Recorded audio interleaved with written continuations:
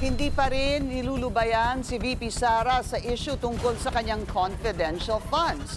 Sinampahan siya ngayong araw ng patong-patong na reklamo dahil sa paglustay umano ng pondo. Ang detalye sa agenda report ni Joan Manalo.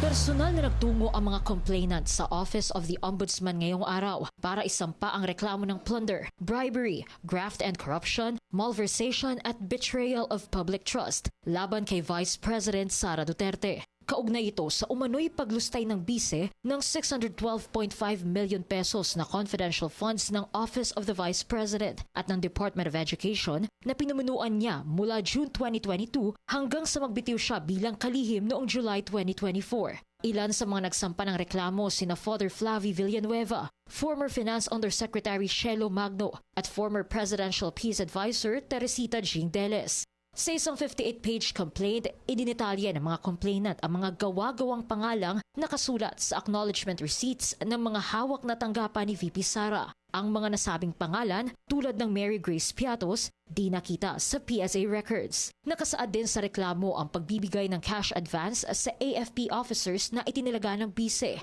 kahit wala silang legal authority na tumanggap ng government funds. Kaya umaasa si Father Flavie na pagtitibayin ng Ombudsman ang mga inirerekomenda nilang kaso laban kay VP Sara. Hindi dapat magtago ang isang taong gumamit ng confidential funds sa confidential nature. Accountability takes precedence before that confidential fund. Inaasahan naman ni Magno na mapapabukas ang bank records ni VP Sara sa tulong ng Anti-Money Laundering Council o AMLA. Hindi ba malaking issue yan na bakit noong 2023 ay nabigyan ng confidential fund ang mga iba't ibang ahensya na wala namang national security functions? So ito yung mga policy issues na kailangan talagang sagutin dahil ito ang mag-guide sa atin sa future kung paano ginagasta ang pera ng bayan.